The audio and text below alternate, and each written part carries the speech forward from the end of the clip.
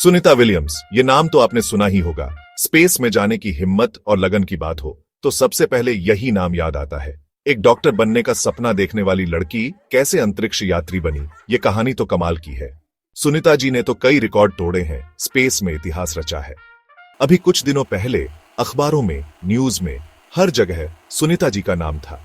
लेकिन इस बार कोई नया रिकॉर्ड नहीं, कोई नई खोज नहीं, बल्कि खबर यह थी कि वो स्पेस में फंस गई है। लेकिन असली बात इतनी ड्रामेटिक नहीं है।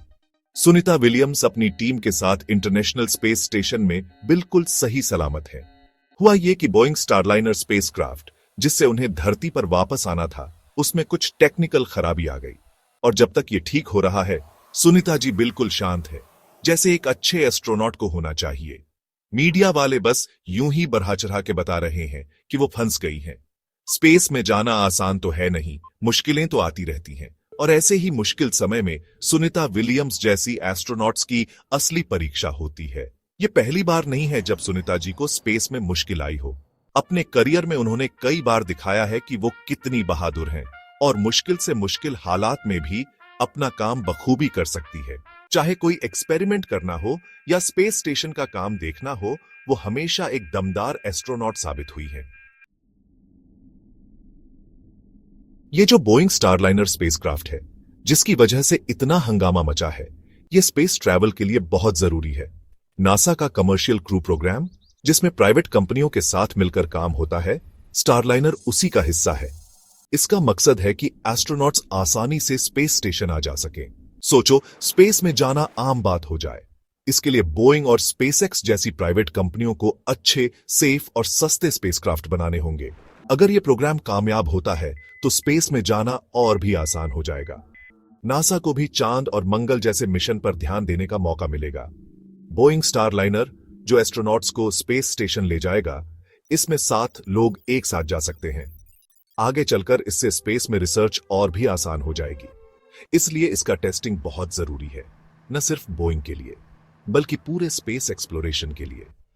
सुनीता विलियम्स और उनकी टीम का यह मिशन स्टारलाइनर की टेस्टिंग का एक अहम हिस्सा था। इसमें लॉन्चिंग, डॉकिंग, वापसी और लैंडिंग सब कुछ चेक किया जाना था। इससे जो भी जानकारी मिलेगी, उससे स्टारलाइनर को और भी बेहतर बनाया जा सकेगा। स्पेस में जाना भले ही कितना एक्साइटिंग हो, लेकिन मुश्किलें तो होती ही हैं। जरा सोचो, कड़ाके की ठंड, रेडिएशन और हवा भी नहीं। बोइंग स्टारलाइनर मिशन में भी कुछ ऐसी ही दिक्कतें आईं, जिसकी वजह से मीडिया ने सुनीता जी के बारे में इतना बवाल मचाया। मिशन के दौरान स्टारलाइनर के कुछ थ्रस्टर्स में खराबी आ गई। ये थ्रस्टर्स स्पेसक्राफ्ट को आगे पीछे ले जाने में मदद करते हैं। इनके खराब होने से स्पेस स्टेशन से जुड़ने में दिक्कत हो सकती थी। बोइंग के इंजीनियर्स और नासा तुरंत इस पर काम करने लगे। एक और मुश्किल आई, हीलियम लीक होने की। हीलियम, जो स्पेसक्राफ्ट के इंजन के लिए जरूरी है, वो लीक हो रहा था। इससे धरती पर वापस आने में दिक्कत हो सकती थी। इसलिए मिशन का समय और भी अराज गया। ऐसी टेक्निकल मुश्किलें स्पेस में आम बात हैं। अपोलो 13 मिशन में भी ऐसा ही हुआ था, जब एक धमाके के बाद क्रू को बहुत मुश्किल से वापस लाया गया था। भले ही बोइंग स्टारलाइनर में कुछ दिक्कतें आई हों, लेकिन सुनीता विलियम्स और उनकी टीम बिल्कुल सेफ है। इंटरनेशनल स्पेस स्टेशन, जहां वो अभी हैं, वो इंसानों की बनाई हुई एक कमाल की चीज है।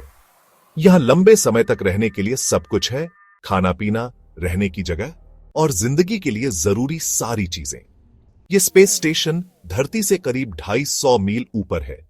20 सालों से एस्ट्रोनॉट्स यहां रह रहे हैं।